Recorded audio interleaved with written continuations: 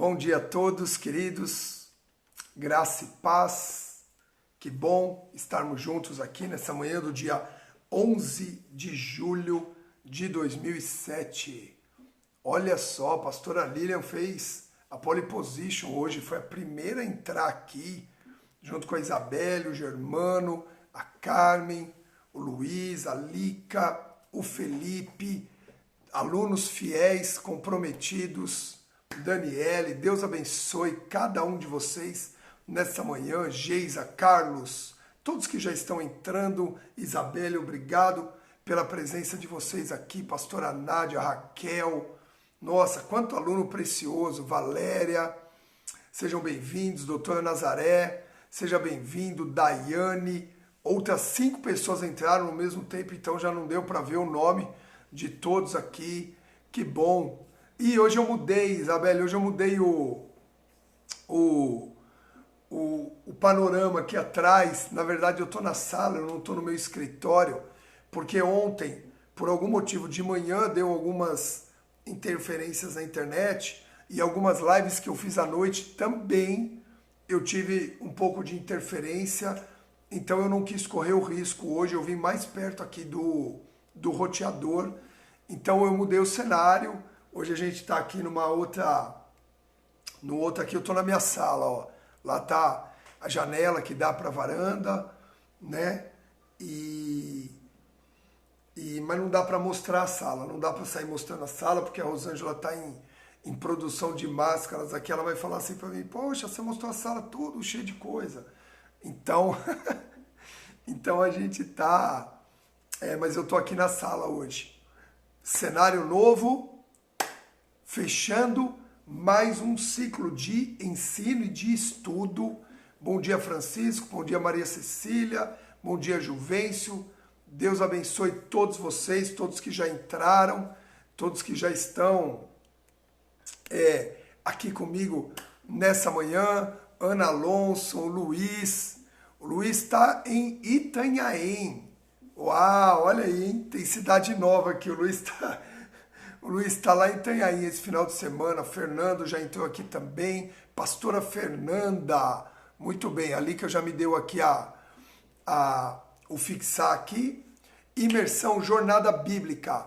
Urim e Tumim. Sorte ou vontade de Deus? É verdade, Maria Cecília, é sempre bom dar uma mudada de ares, né? Sempre bom você inovar, renovar. Eu gosto muito desse cenário que está aqui atrás. Apesar do dia estar bem fechado aqui em São Paulo, não sei como é que está no Rio, não sei como é que está em Mogi, não sei como é que está em Florianópolis, não sei como é que está nas outras regiões, mas aqui o dia amanheceu nublado, bem fechado.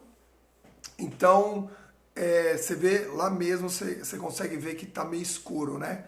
Mas a estrela brilhante da manhã, que é o nosso Senhor Jesus Cristo, essa já brilhou nas nossas vidas. 14 graus, nossa, minha casa é quentinha então, hein? Porque, ó, tô de camiseta aqui, ó, não tô sentindo esse frio. 14 graus, Mogi é o quê? Uns 2 graus mais frio que São Paulo. Eu sei que Mogi é bem gelado também. E no Rio de Janeiro deve estar aquele frio terrível de 25, 26 graus. Amém. Ó, lá em Itanhaém está aberto o tempo. Glória a Deus, glória a Deus. Queridos, bom dia a todos. Shabbat Shalom. Amém? Estamos em Shabbat do Senhor, né? Se nós acompanharmos a semana judaica, eles estão em Shabbat desde as 18 horas da sexta-feira às 18 horas do sábado, ok? Realmente para tudo, fecha tudo. Os judeus não cozinham, os judeus não fazem nenhum trabalho manual, todos os táxis, tudo que você vê aberto, tudo que você vê funcionando, funcionários nos hotéis, nos restaurantes, tudo árabe ou de outros povos, ok? Os judeus, eles param tudo, respeitam muito mesmo o Shabat, o dia do descanso, e é engraçado porque chega às 18 horas do sábado, que normalmente aqui em São Paulo está fechando tudo, lá abre tudo. É diferente do nosso domingo. O nosso domingo, sábado, 18 horas fecha, à noite. No domingo inteiro fecha, só vai voltar na segunda. Normalmente esse é o padrão. Lá em Israel, não. Lá em Israel, 18 horas do sábado, pá! Abre tudo, abre loja, abre restaurante, abre um monte de coisa, as famílias estão passeando. É um momento em que reabre o comércio, mas também muito para os próprios judeus. As famílias estão na rua, então eles param, eles visitam os lugares, assim. Então é uma cultura um pouco diferente daquela que nós estamos acostumados. Salesópolis também está frio, ok? Né?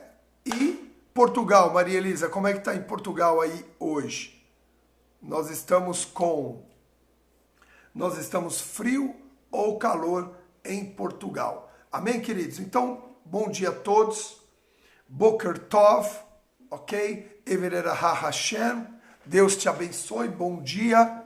Todas as vezes que a gente fala Boker Tov, você responde Boker Or, ok? E eu daqui a pouco vou falar sobre isso, que é muito interessante. Geisa, Deus vai te levar para Israel.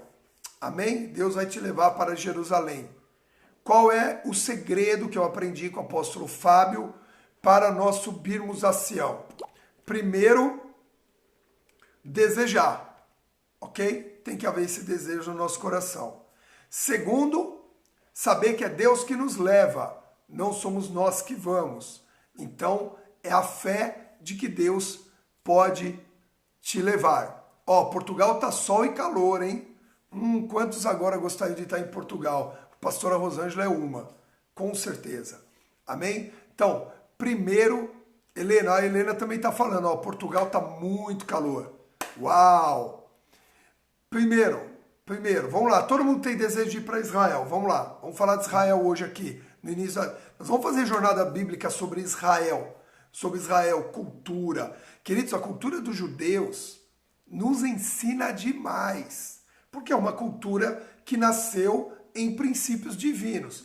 Houve desvios, houve enganos na forma de interpretar o que Deus passou, sim, mas é uma cultura muito límpida. Então, primeiro, desejar de todo o teu coração ir a Israel. Quem deseja já está com o primeiro passo. Segundo, crer que é Deus quem leva. Deus nos leva. Benjamin Seber, direto de Israel. Na nossa aula hoje, nós temos aqui um judeu que ama Jesus e que mora em Israel. Escreve aí para mim, Deus te abençoe. Evererah Hashem, para o pessoal saber, Benjamin. Olha, eu não sabia que você estava aqui com a gente hoje.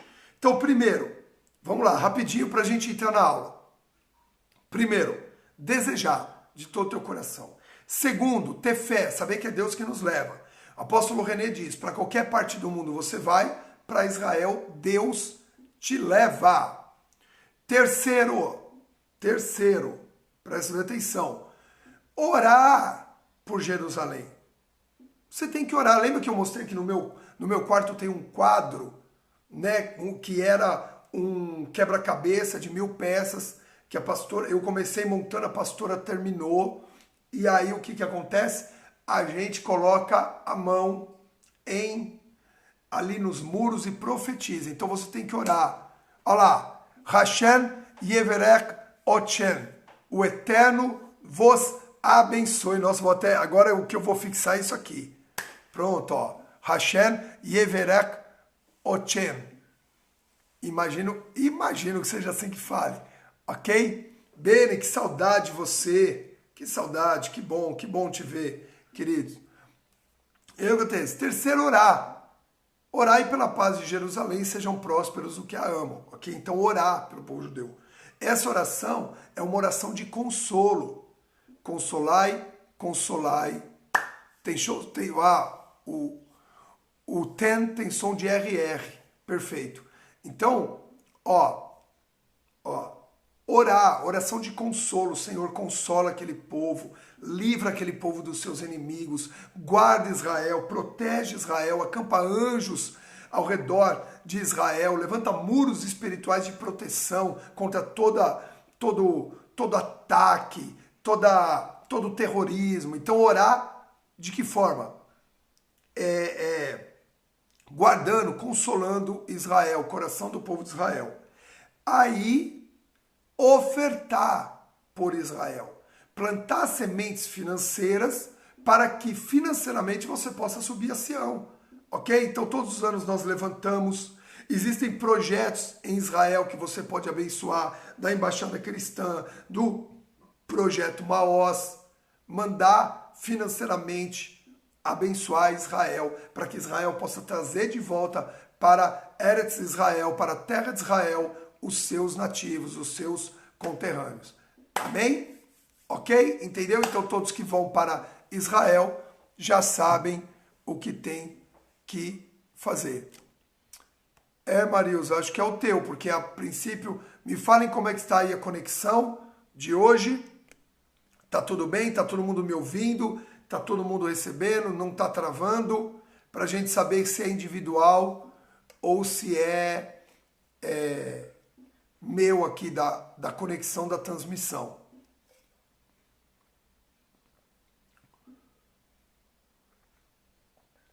Dá um joinha aí, dá um ok, som ok. Aqui tá bom, tudo ok. O Gui também tá falando que tá ok. Doutor Paulo Grimaldi, que já é um pastor, né? Líder de célula é pastor. Ok. Então, cada um aí vê como é que tá. Vamos lá, queridos. Quarta aula e última da imersão, aonde nós estamos falando o tema Urim e Tumim, sorte ou vontade de Deus, ok? Então nós vimos aqui nesse contexto, desde a primeira aula, né, que a Bíblia fala sobre sorte, então não pode ser um tabu falar sobre sorte. Ai, sorte, eu não posso ter sorte, eu tenho sorte, eu não tenho sorte, sorte é de Deus, sorte não é de Deus. Ok, primeira coisa, a Bíblia fala de sorte, ok? Fala de sorte como destino, mudarei a sorte de Judá, mudarei a sorte de Jacó, mudarei a sorte, destino. Fala sobre condição, quando o Senhor restaurou a minha sorte, quando o Senhor restaurou a minha condição, ok? Sorte como destino, sorte como condição. Fala de sorte como sorteio e lançou sortes, ok? E as terras as tribos foram sorteadas as terras onde cada um ficaria tal. Então fala, e tiraram sortes para ver quem substituiria Judas na equipe de 12. Então a Bíblia fala. O que não tem no contexto bíblico é sorte no contexto, na tradução do acaso. A sorte me alcançou, né? Hoje eu acordei com sorte, tá tudo dando certo. Esse tipo de sorte não tem na Bíblia, não existe traduções, ok? Para isso. Consultar em forma de sorte, nós não achamos na Bíblia. E aí vimos que Urim e Tumim, as duas pedras que acompanhavam o peitoral do sacerdote, ok? Nós vimos na última aula, isso foi tremendo, elas não eram um lançar de sorte como você lança dados, ainda que surgiu muitas especulações e tradições, a gente vê em todos os versículos que todas as vezes que aparece a palavra Urim e Tumim, eles usam o liderosh, né? Na época a tradução liderosh, que quer dizer o quê? Consultar ao Senhor e não lançar sortes. Lançar sortes é um outro termo hebraico. O termo usado em Urim e Tumim é sempre consultar o Senhor, ok? E ficava na altura do coração do sumo sacerdote. Então o Urim e Tumim tinha a ver com a função sacerdotal. Urim e Tumim tinha a ver com consultar o Senhor no lugar santo, ok? E diz a ver, está com o coração aberto para receber de Deus a instrução. E o sumo sacerdote teria sabedoria para as decisões em relação a Israel, em relação às tribos. Então não era uma busca pessoal, eu estou com sorte. Não era o sumo sacerdote que estava com sorte naquele lugar. Era o sumo sacerdote consultando a Deus, olha que tremendo isso, para receber direção e sabedoria para as decisões em relação ao contexto plural. em relação a tudo. Em relação a tudo. Ok? Não era algo específico. O sacerdote não ia a Urim e Tumim para consultar se eu deveria fazer uma faculdade de letras ou uma faculdade de medicina. Não existia isso, não era uma coisa pessoal, era algo referente a Israel, via sumo sacerdote, ok? Não há registros, já estudamos aqui também, de consulta em pedras antes de Levítico 28, não há em nenhum povo, e depois sim, aí povos que consultam pedras, até vimos os nórdicos e todo aquele negócio. Então, assim, não tinha da onde vir uma referência de consulta às pedras, de lançar pedras. Hoje tem todo tipo de consulta, todo tipo de oráculo, não é verdade? Todo tipo de oráculo. Se você digitar aí na internet, oráculos divinos, meu Deus, você vai achar lá, consulta através do pano, consulta, queridos, consulta através de escorpião, consulta através de comida, consulta através dos búzios, tem os mais famosos, através de búzios, através de conchas do mar, que são os búzios, através disso, através das cartas, através dos astros e assim por diante. Tá certo? Vários tipos de misticismos e também paganismo. E a gente viu o quanto o paganismo, influenciando através dos patriarcas Jacó, Isaac e a sua borra do café, tudo, começou a criar um monte de misticismo. E aí a gente vê o quê? Através o paganismo, através de Abraão, Isaac e Jacó, que vieram da Mesopotâmia, antigo lugar dos sumérios, da onde começou o jogo de dados. Lembra que nós falamos do jogar dados, o lança-sortes, somado ao paganismo de Israel, aonde o povo ficou ali ficou ali 430 anos. A soma dessas duas influências pagãs fez com que Deus trabalhasse no povo através do deserto e ali ele trouxesse algumas figuras que representam, mas não são, para que o povo pudesse interagir e entender a forma de se consagrar a ele. Então o altar do sacrifício, a menorá, né, que é o candelabro, a mesa com os pães da proposição, o altar do incenso, a arca da aliança, uma figura da presença de Deus, ok? E nesse processo todo a roupa sacerdotal com Urim e Tumim. E é lógico que começaram a transformar Urim e Tumim numa tradição humana aonde achavam que era... E aí vem todo tipo de... eles jogavam as pedras brilhavam. A Bíblia não diz nada disso. A Tanakh também não diz nada a respeito disso. Eu consultei também a Tanakh. Não diz nada da forma como Urim e Tumim era usado, ok? Apenas que era um processo no qual se consultava a Deus, ok? E era lógico que o próprio sacerdote consultando. Então aprendemos nessa semana que Urim e Tumim nada mais é do que consultar o Senhor. E a pergunta é, qual é a forma correta de consultar a Deus?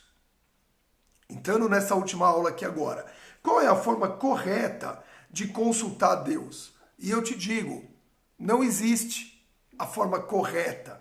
O que existe é o etzen, ou seja, o que existe é a essência correta de se buscar a Deus, ok? Consultamos a Deus com a essência correta, não da forma correta, porque Deus é multiforme em sabedoria, Deus sabe falar e do jeito dele, ele tem as formas dele de nos alcançar. Daqui a pouquinho nós vamos falar disso. Então, primeiro, o que nós precisamos entender é que existe o quê? Uma essência correta. E eu queria que você já abrisse a sua Bíblia ali, aí no livro de Salmos. Lembra, jornada bíblica é com Bíblia na mão, é com caderno, é com caneta, é anotando tudo. Amém? Parabéns pelos que me mandam as imagens do caderno. Hoje, quando terminar a live, quando terminar a imersão, você vai bater um print da porta, olha, um print da página das suas anotações, vai mandar no seu stories, lá você vai me marcar. Se você não me marca, eu não tenho como repostar. @CarlosHTrotti, esse canal que você entrou, e vai colocar hashtag Jornada Bíblica. Exatamente, não existe a forma correta de consultar. O que existe é a essência correta. Então, Salmos 24, versículos 3 e 4. Abre aí. Salmos 24, versículos 3 e 4. É um salmo muito forte, muito lindo. Vamos ler só esses 3 versículos. Diz assim: quem pode subir ao monte do Senhor? Ou quem pode ficar de pé no seu santo lugar?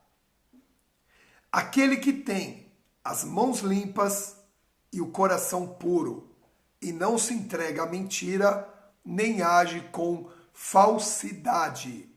Então preste bem atenção. Quem é que pode subir ao monte do Senhor? Quem é que pode ficar de pé no seu santo lugar? Aquele que tem mãos limpas e coração puro. Ok?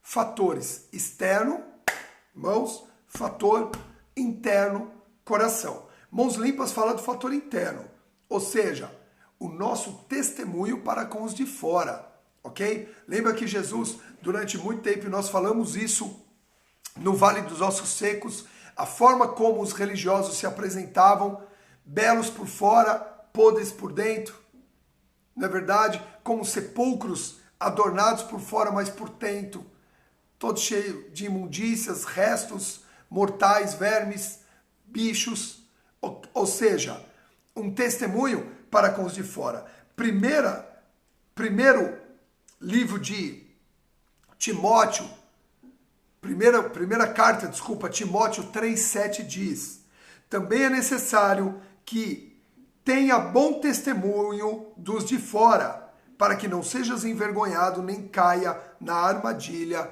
do diabo. Então, Paulo está dizendo aqui para Timóteo que é necessário que tenha um bom testemunho dos de fora. Ok? As pessoas precisam ver o nosso testemunho. As mãos também representam atitudes. Ok? Filipenses 2, 3 e 4 diz assim. Filipenses 2, 3 e 4. Nada façais por rivalidade, nem por vaidade. Pelo contrário, cada um considere com toda humildade as demais pessoas superiores a si mesmo. Cada um zele não apenas pelos seus próprios interesses, mas igualmente pelos interesses dos outros. Ok? Então está falando de uma vida que traz a essência de Deus para com os de fora também. Então as mãos falam do fator externo.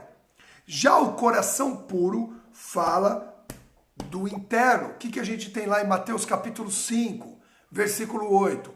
Bem-aventurados são os limpos de coração, porque estes contemplarão, estes verão a Deus. Mateus 5,18. Filipenses capítulo 2, versículos 3 e 4. Ok? Filipenses 2, 3 e 4. Mateus 5,8. Olha só. Bem-aventurados limpos de coração, porque estes verão a Deus. Exatamente, exatamente. A figura ontem que o Juliano, na nossa live de Vivendo o Propósito, citou, a figura da maçã no espelho. Na frente do espelho, ela tá bonita, mas por trás ela tá podre. É o que ontem ele chamou da imagem das redes sociais. Nas redes sociais está todo mundo bonito, feliz, divertido, a família reunida na foto, mas será que realmente estão vivendo isso? Então, o nosso testemunho, ele é externo, mas ele também é interno. Salmo 51, 10. Olha o que o rei Davi disse. Ó Deus meu, cria em mim um coração puro e renova dentro de mim um espírito inabalável. Cria em mim um coração puro e renova dentro de mim um espírito inabalável. O rei Davi, logo depois que ele foi confrontado por Natã, o profeta Natã, no seu pecado, ele se arrepende, E ele escreve esse salmo, entregando a vida dele a Deus e dizendo: Senhor, cria em mim um coração puro. Ele sabia, cria.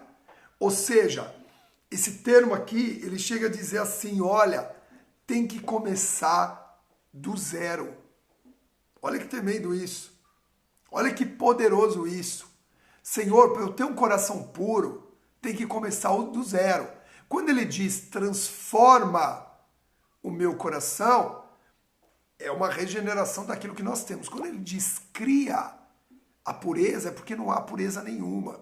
Ele sabia da condição humana dele e da condição pecadora dele, e ele rasga, aquele rasgar de coração diante de Deus que todos nós precisamos ter, essa postura de entrar diante de Deus com o coração rasgado, com o coração aberto, buscar a Deus. Por isso que o buscar a Deus, o consultar a Deus, Urim e Tumim estavam no coração, porque precisava ser algo totalmente despojado, algo totalmente entregue, sem reserva, sem conceitos, sem preconceitos, sem altos conceitos, mas uma coisa totalmente entregue. É dessa forma que entramos na presença de Deus.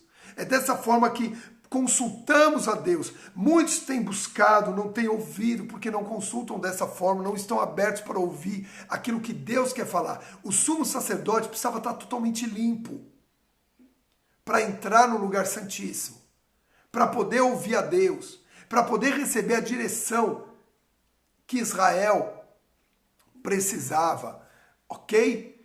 Amém? Nós vamos falar disso, Isabelle. Nós vamos falar disso. Não, em Israel não.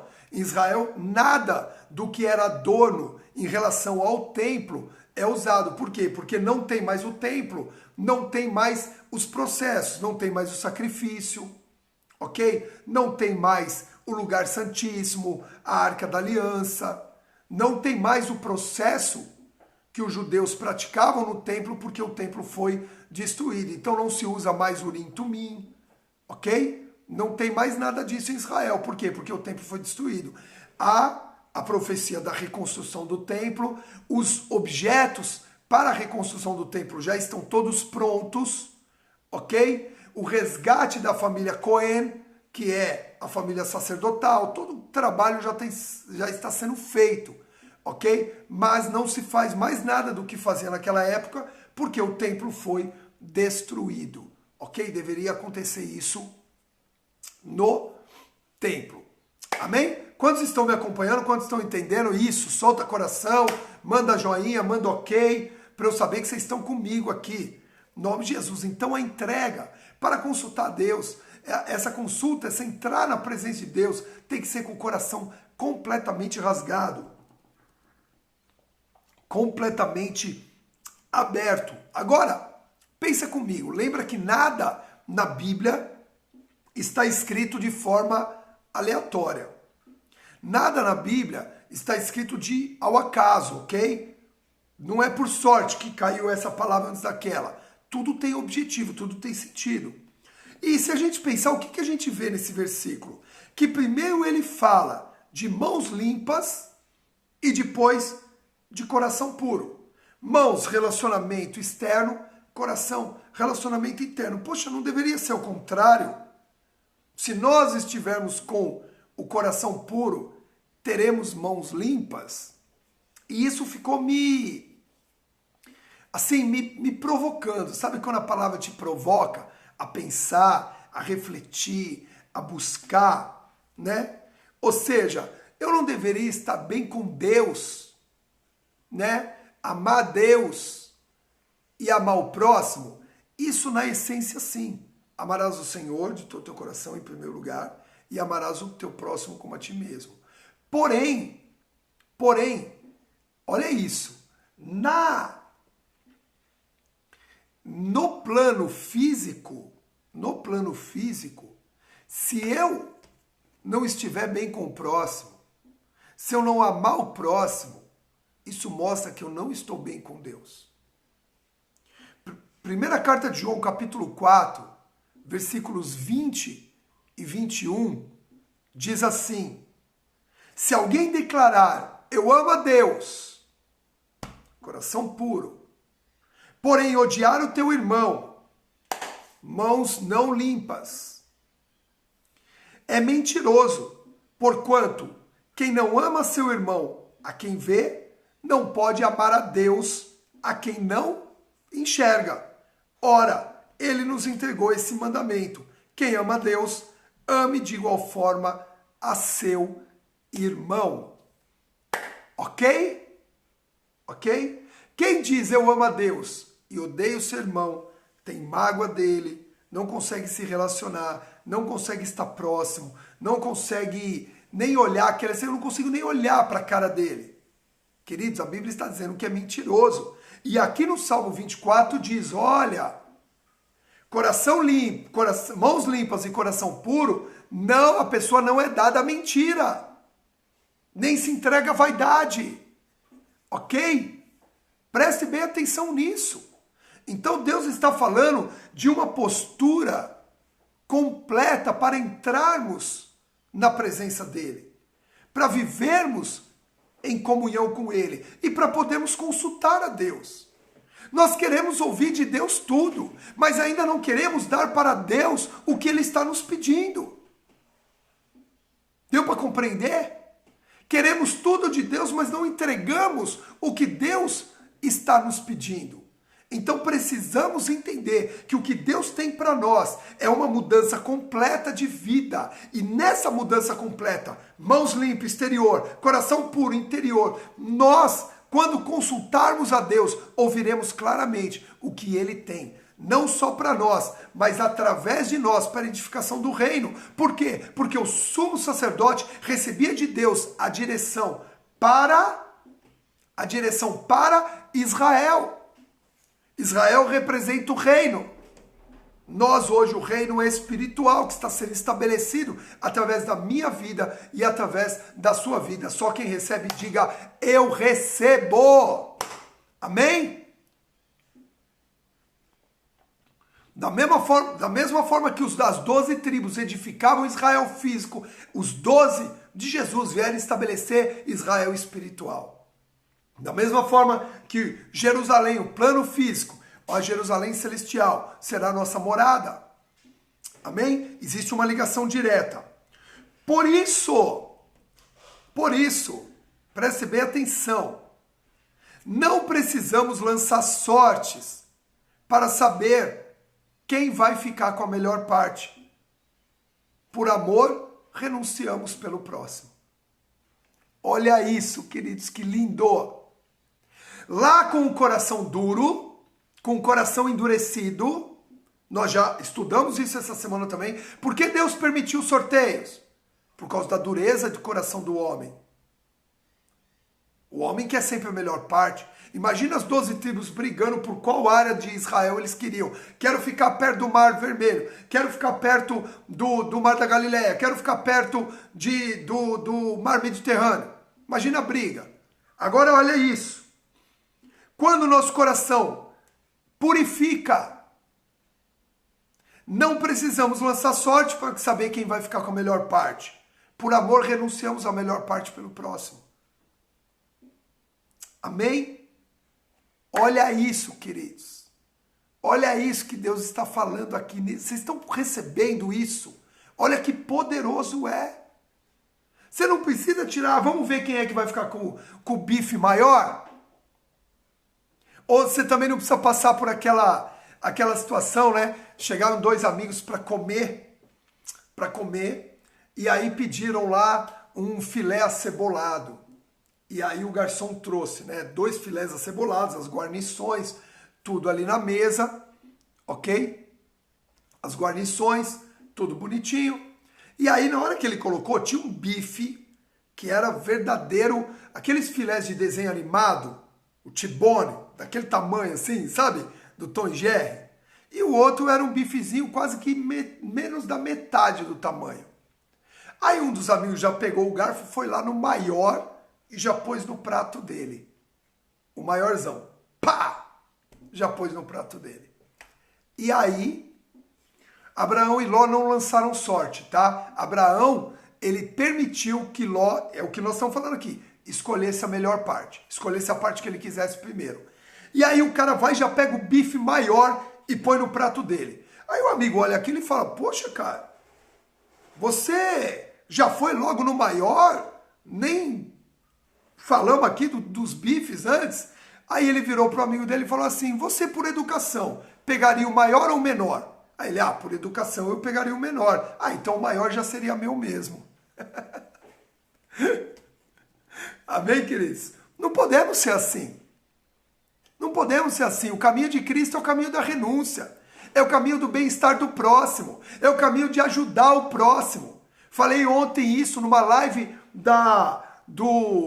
junto com o João, do Eu Escolhi Mudar. Uma live sobre vida financeira. Abençoar o próximo. Ajudar o próximo. Amém? Não necessitamos tirar sorte, queridos. Quando o nosso coração é puro, nós vamos entregar o melhor. Nós vamos dar o melhor para o outro. É nisso que está consistindo aqui esse estudo desde o começo. Por que existe sorte? No sentido de sorteio. Por causa do egoísmo.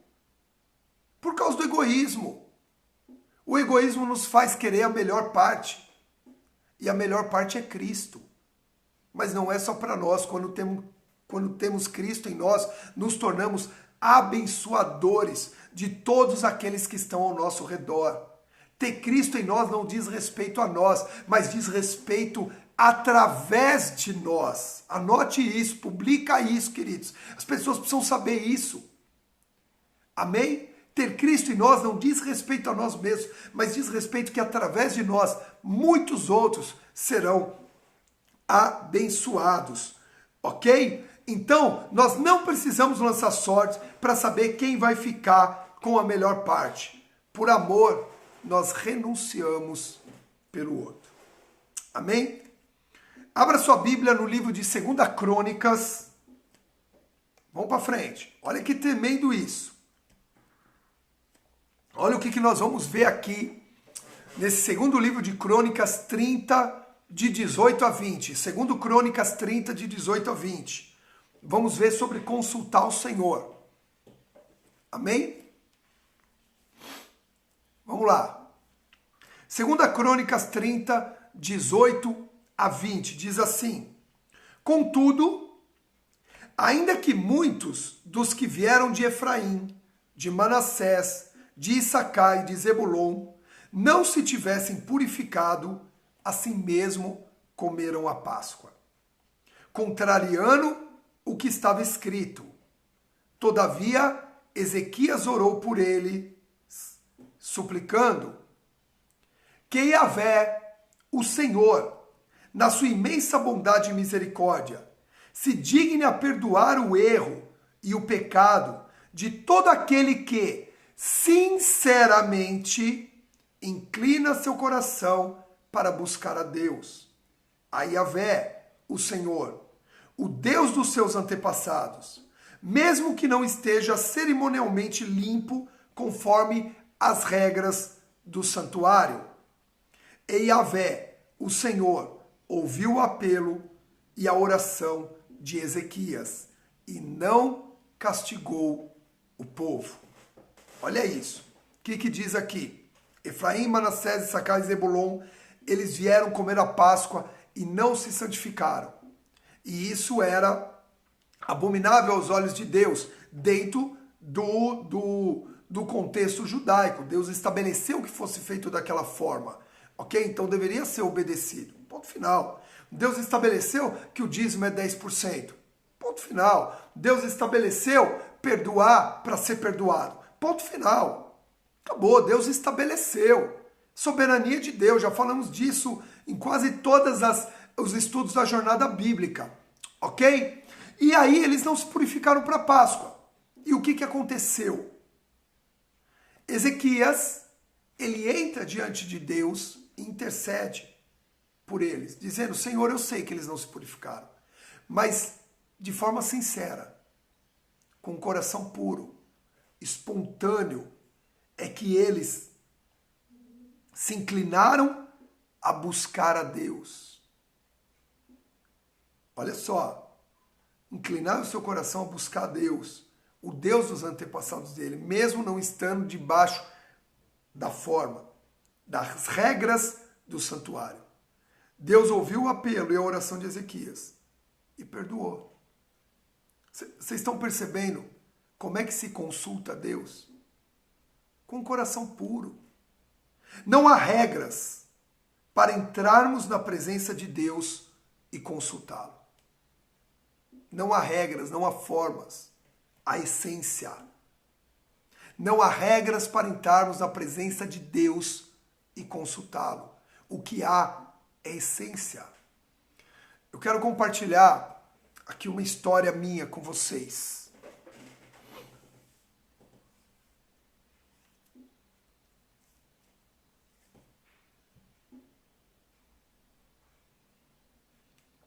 Deixa eu ver só uma pergunta aqui antes.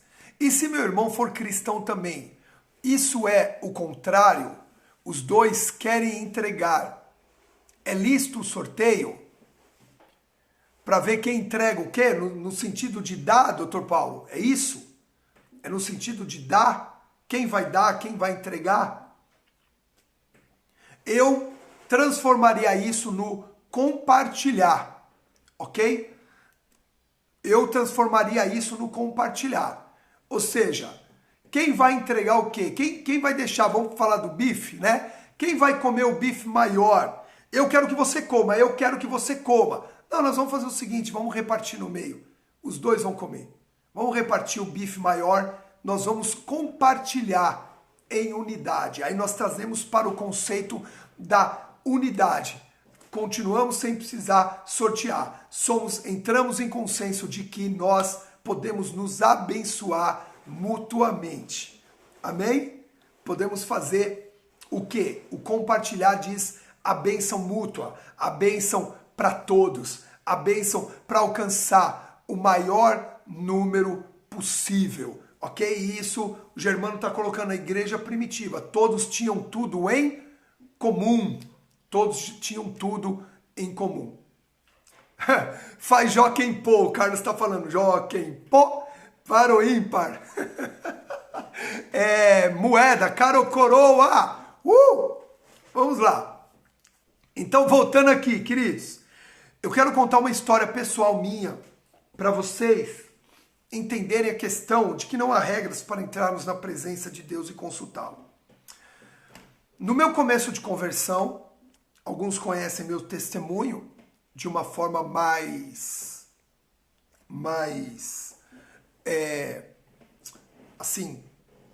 detalhada. Não vai dar tempo de detalhar, não é esse o propósito. Mas no meu começo de conversão, eu cheguei com uma dívida muito alta. Eu adquiri muitas dívidas. Eu estava desempregado já há 6 meses. Só que eu continuava com o vício da bebida, que era muito intenso. Então eu não parava de beber, eu não parava de consumir, eu não parava de gastar. E eu tinha cartão de crédito, e eu tinha cheque especial. E eu não tinha o menor, não era nem questão de administração financeira, viu, João? Era questão mesmo de uma influência demoníaca para a morte. O diabo queria tirar minha vida. Tentou de várias formas. E eu mesmo com a incidência do álcool, gerando gastrite, me fazendo sofrer muito, eu continuei. Chegou no momento que eu estava muito endividado mesmo. Para um rapaz jovem que morava com os pais, eu tinha lá mais de 30 mil reais de dívida. Isso era alto para mim. Estou falando disso exatamente há 23 anos atrás. Até porque essa semana, para você saber, eu completei na quinta-feira 23 anos de conversão, dia 9 de julho de 97. Né? E aí o que acontece? Não dá para acreditar hoje, né? Que eu bebia, né? Como diria o meu pai e os mais antigos, eu não bebia, eu comia com farinha. Mas a verdade é que eu fiquei dependente químico, fui internado no hospital, fiquei doente. Bom, e aí eu me endividei demais. Eu era formado em design gráfico e eu tinha um amigo meu que trabalhava na DM9, uma das maiores agências na época, ok? Depois se tornou DM9 DDB, do Nizam Guanais. Ele trabalhava num departamento lá e num desses botecos ele falou assim para mim, olha, me dá aí teu currículo, tal, que eu vou tentar lá na DM9, um lugar para você. Ok. Nesse processo, enquanto ele não me deu retorno, e eu estava num processo muito mal, por causa da soberba, eu não tinha relacionamento com os meus pais, eu não deixava eles interferirem na minha vida, então quando eu fiquei ruim, quando eu fiquei mal, quando eu fiquei doente, quando eu fiquei opresso, eu não tinha como me achegar a eles de novo. Eu tinha vergonha de pedir ajuda para eles, porque eu tinha desprezado demais a ajuda deles, então eu não tinha mais, eu não tinha como. Só que aí nesse processo eu me converti. Eu fui à igreja, ao Shaddai, o apóstolo Fábio pregou para mim na calçada, no outro domingo eu estava no culto, fruto da oração da minha mãe, e eu me converti. Bom, eu comecei aquele processo onde eu senti aquela paz, eu senti esperança de novo, mesmo tudo estando bem estranho ao meu redor, dívida, doença, isolamento. Eu criei meu próprio isolamento. Então eu estava sentindo paz. Eu estava feliz. Então eu estava indo de quarta no culto da oração, que era um culto mesmo, tinha palavra e oração. Eu estava indo de domingo, eu estava indo de terça-feira na Donep. Aí quando tinha algum outro capítulo durante a semana, eu também ia, aquela sede de buscar a Deus. E nesse processo, bem novo convertido ainda, eu tinha 23 anos, em 97. Em 99 eu tinha 25 anos. Eu me converti aos 23 anos. E aí o que aconteceu? Bem nesse período, esse meu amigo mesmo, porque a gente tinha relacionamento, não era só colega de escola. Esse meu amigo, ele me liga e diz assim, Carlos Henrique, apareceu uma oportunidade aqui na DM9. Corre para cá que eu consegui que você seja o primeiro a fazer o teste na área de design gráfico. Pum, corri para lá, fui lá e fiz o teste. Ok. Isso foi numa quinta-feira. Fiz o teste. Na sexta-feira, ele me liga e diz assim, olha, eles gostaram tanto do teu teste que estão pensando nem em chamar outra pessoa. Provavelmente segunda-feira já te ligam para você começar. Aí qual que é a minha mente? Deus é bom demais. Eu vou trabalhar na DM9. Olha isso. Não tô nem um mês buscando a Deus e ele já abriu uma porta. Esse Deus é poderoso mesmo. Eu tô há tanto tempo desempregado e já vou direto para a DM9. Cara, meu coração... Falei, agora vai. Bom, só que nessa conversa, a gente continuou conversando no telefone, eu falei, e aí, como é que tá de trabalho? Ele falou, cara, tá bombando de trabalho aqui. Acabamos de fechar com a Ambev, fechamos a conta da Ambev, eles estão aumentando o número de funcionários, o negócio tá uma loucura, tá demais, projetos novos, tá legal pra caramba. Nossa, eu fiquei empolgado. Aí ele falou duas coisas pra mim. Ele falou assim, primeiro, não tem hora pra entrar aqui. Você entra a hora que você quiser. Só que também a gente não tem hora para sair. Eu saio daqui 10h30, meia-noite, não tem hora para sair. Isso já bateu no meu coração. Porque eu estava indo na igreja. E eu estava muito bem, eu estava me sentindo bem. De terça na Donep, de quarta na igreja. Segundo, ele disse assim, e outra coisa, a Ambev veio aqui no porão, porque eles tinham, a DM9 tinha um porão de relacionamento social, para dar uma desanuviada, sabe assim, fumar um cigarro? Sabe aquele lugar de fumar um cigarro?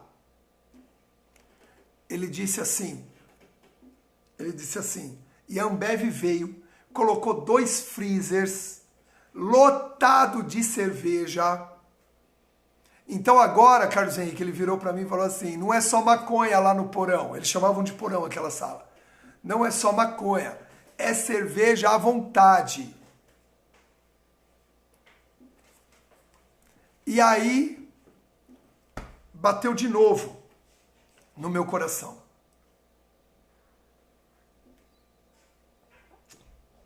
E eu desliguei aquele telefone, já não mais tão feliz com esse emprego. Mas era difícil para mim. Eu não tinha uma fé tão consolidada. Eu não sabia como buscar a Deus, como consultar a Deus. O apóstolo Fábio era meu líder, mas eu não tinha ainda muito essa prática de ligar para ele. Eu não sabia o que fazer. Eu podia perguntar para minha mãe, que era que tinha mais tempo de fé em casa, mas eu ainda estava naquele processo de vergonha, um pouquinho de orgulho, e eu fiquei meio perdido. Ele encerrou falando assim, olha, isso nós estamos falando de 23 anos atrás. O salário inicial é R$3.500.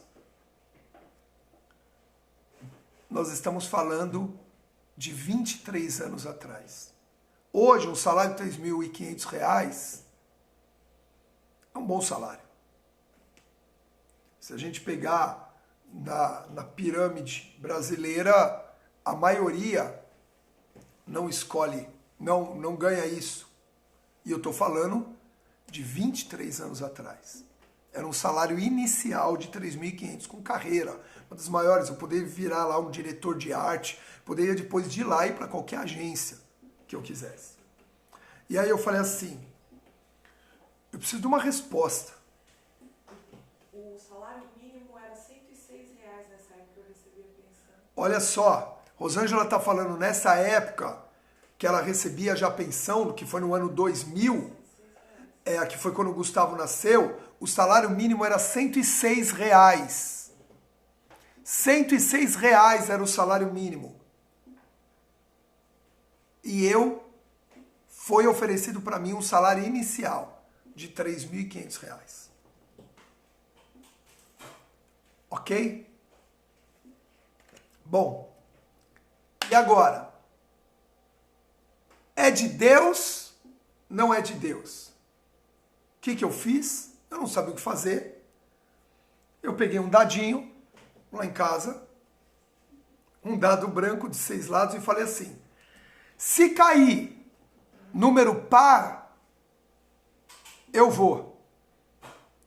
Se cair número ímpar, é que Deus quer que eu não vá. Tô brincando. Você assustou agora, hein? Agora você assustou. Vai dizer que não assustou. Eu tô brincando, não fiz nada disso.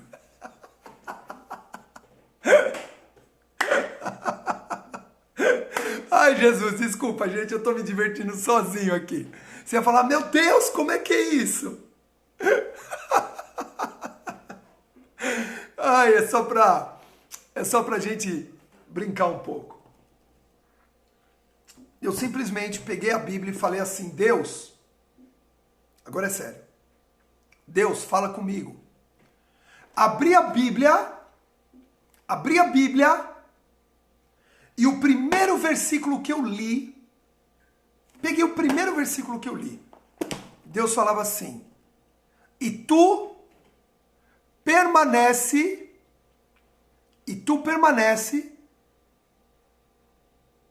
aonde tens aprendido e de quem tem aprendido.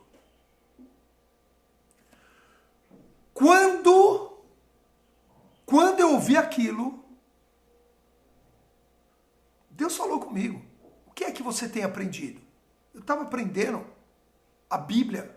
Eu estava aprendendo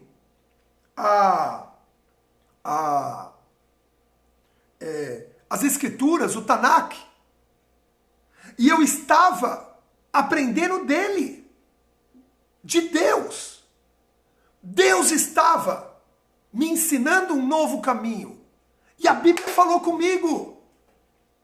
E a Bíblia falou comigo. E aí o que eu fiz? Eu peguei, Germano é dessa época. Não sei se ele lembra esse testemunho, porque eu dei esse testemunho de púlpito depois. Mas faz 23 anos, né? Faz uns 22 anos, Germano. Né? Haja memória para isso. E aí, eu peguei e depois eu queria achar essa palavra de novo, eu não achava mais. Queridos, eu fiquei anos sem saber onde estava essa palavra. Eu lia tudo que você imagina. E não achava. E não achava. E aí depois com o tempo eu vim achar. Se você quiser anotar aí, primeira carta de Timóteo 3, versículo 14. Diz assim, 1 Timóteo 3, 14. Tu, no entanto, permanece no ensino que recebeste, e sobre o qual tens plena convicção, sabendo perfeitamente de quem o tem aprendido. Amém? 1 Timóteo 3,14. Vim depois de anos achar essa palavra. Eu simplesmente abri, li o primeiro versículo e Deus falou comigo. Agora o detalhe, queridos. Deus nunca mais falou comigo desse jeito.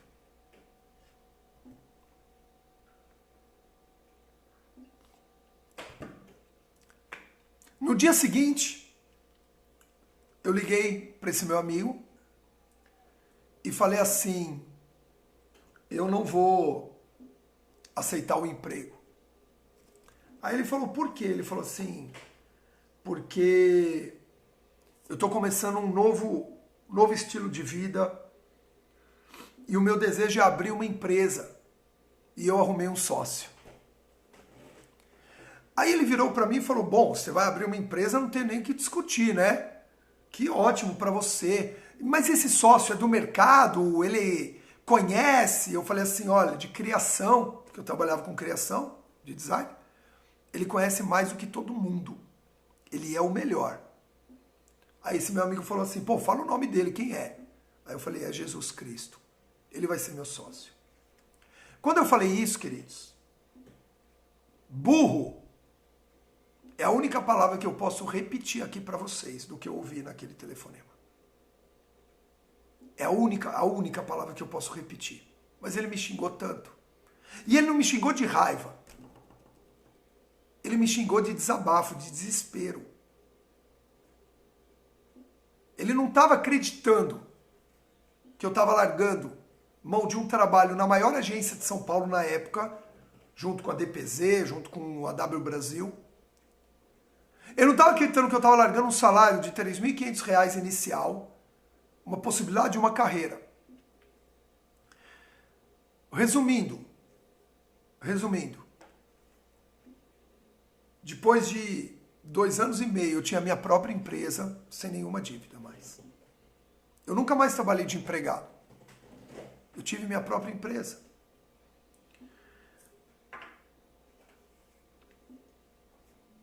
Foi a escolha. Agora, como é que eu consultei a Deus? Abri a Bíblia, quase que um sortilégio. Deus, fala comigo. E aí?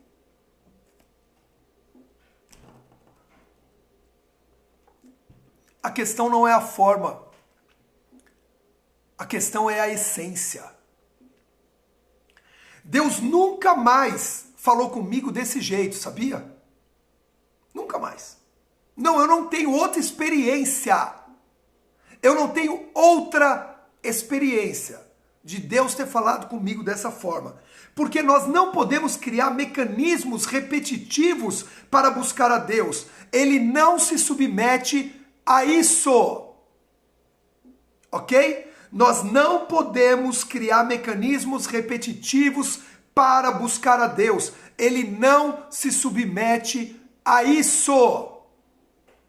Ah, Deus, você falou comigo naquele dia assim, então como fala comigo aqui hoje? Não funciona.